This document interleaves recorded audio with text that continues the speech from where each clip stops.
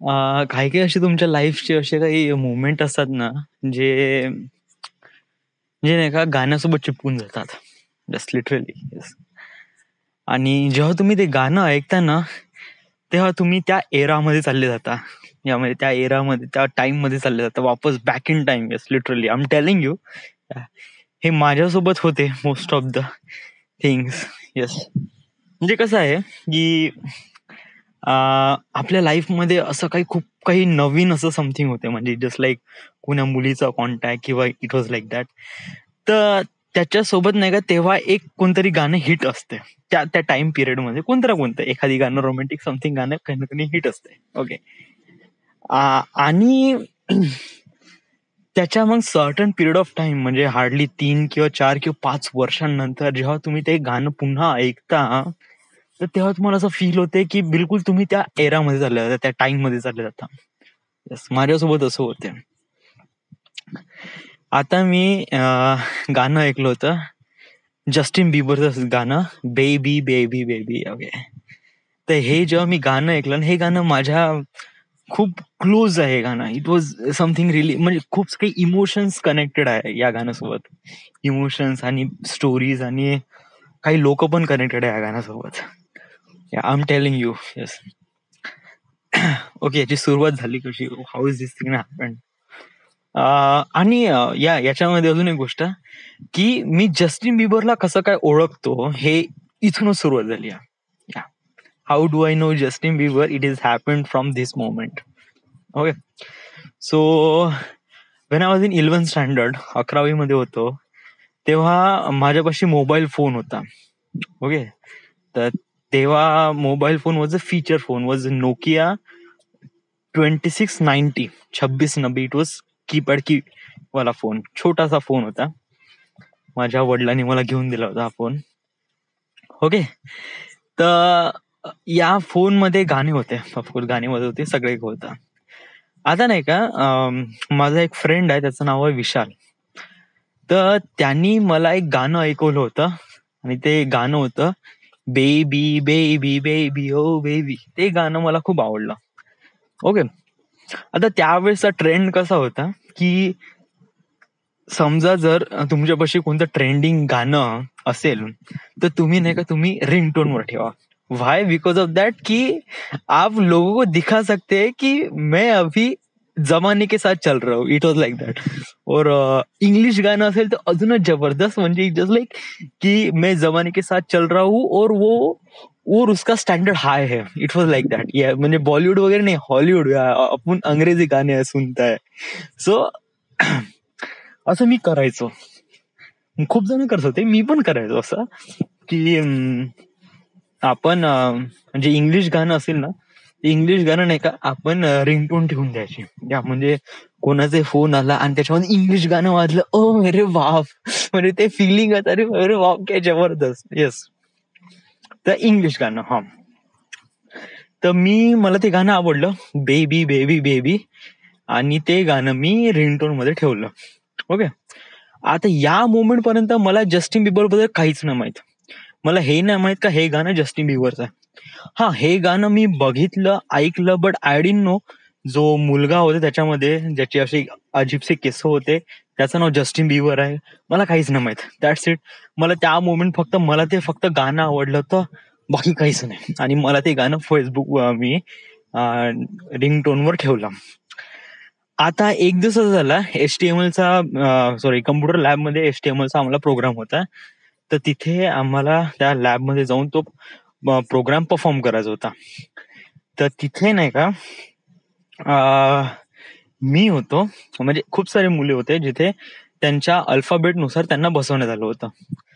तर माझ्या अल्फाबेट नुसार माझ्या साईडला एक मुलगी बसली होती. ओके. आणि ही तीच मुलगी होती ज्या मुलीला मी लाईक करत होतो जेव्हापासून माझं कॉलेज सुरू झालं होतं. आणि आमच्या आयटी ब्रांच मध्ये she was one of the beautiful girl.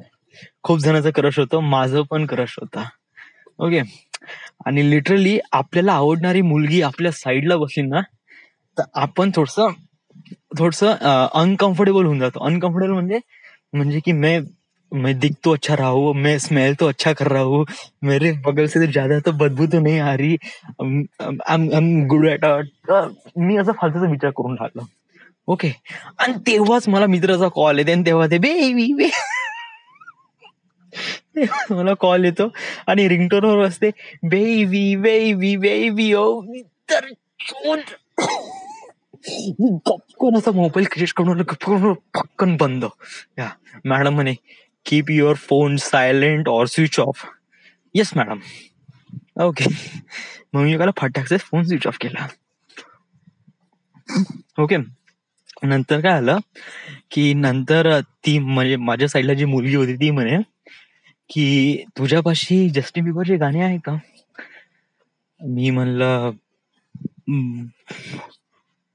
What. म्हणजे आता तिने हे म्हणलं मला याच्याबद्दल काहीच माहित नाही. आता जस्टिन बिबर कोण आहे, कारण त्यावेळेस मी फर्स्ट टाइम जस्टिन बिबर नाव ऐकलं होतं, फर्स्ट टाइम तिच्या तोंडातून. डू यू हॅव म्हणजे तुझ्यापाशी आहे का असे गाणे? मी म्हणलं दिस सॉन्ग. म्हणलं हो. मी म्हणलं आहे माझ्यापाशी.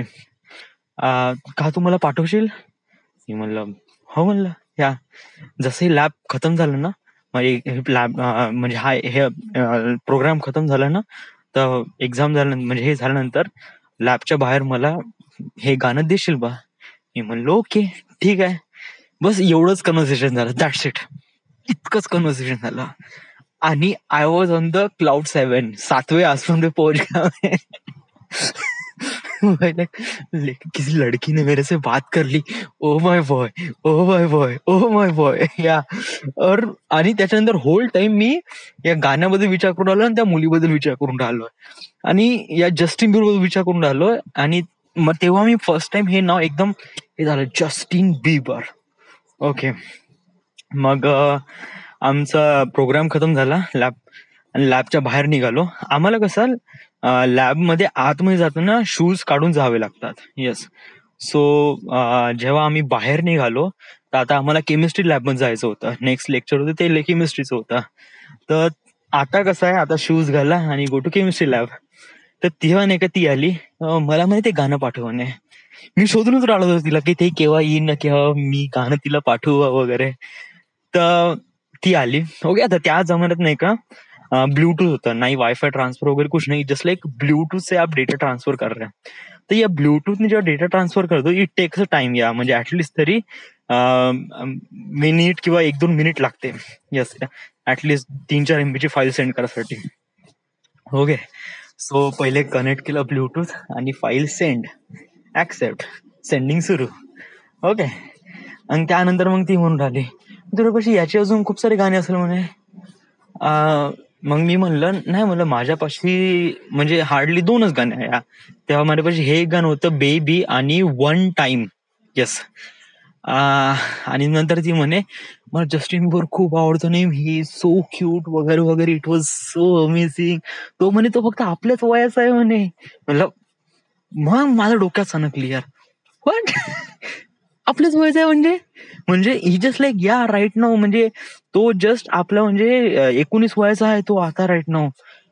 बोले विचार केला व्हाट द फक, ये 19 साल का है और ये गाना बजा रहा है. बोला हो. आता हमारे डोक्यात आली यार, साला ये साला मेरी उम्र का है और ये इसका गाना भी कैसे आ गया. मग मग मी थोडासा विचार केला. मग ती म्हणे का तू मला याची पूर्ण गाणं आणून देशील.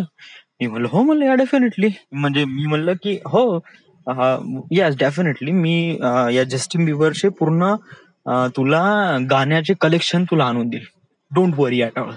ती म्हणे ओके म्हणे ठीक आहे थँक्यू. शी गिव्हज मी थम्स अप. आणि मग आम्ही केमिस्ट्री लॅब परफॉर्म करायला गेलो. त्या दिवशी नाही का मी काय केलं, पूर्ण जस्टिन बिबर बद्दल जाणून घेतला. म्हणजे who is he, what he do, काय करतो, केव्हा पैदा झाला, कुठे पैदा झाला, किती वयाचा आहे. Exactly I am telling you, हा बिलकुल माझ्याच वयाचा होता. लिटरली माझ्यापेक्षा 1 वर्षाने लहान होता. I was 93, he was 94. Okay. तर माझ्यापेक्षा 1 वर्षाने लहान होता आणि त्यांनी का नाही अचीव्ह केलं. Yes, it was good. So I just feel jealous, I don't know, ये चीज मेरे पास पहले से भी थी, ये म्हणजे जस्टिन बिबरला जेलस करून राहिलाय तू तर. येस. सो तेव्हा मी ठरवलं की one day Justin Bieber was my friend. ह्या म्हणजे तो शायद माझा एक मित्र राहील, एक जेन्युअन फ्रेंड, म्हणजे माझ्यापाशी त्याचा पर्सनल कॉन्टॅक्ट नंबर राहील, त्याच्यापाशी माझा पर्सनल कॉन्टॅक्ट नंबर राहील. इट जस्ट लाईक या. तर तेव्हापासून मी ठरवलं. And thank you.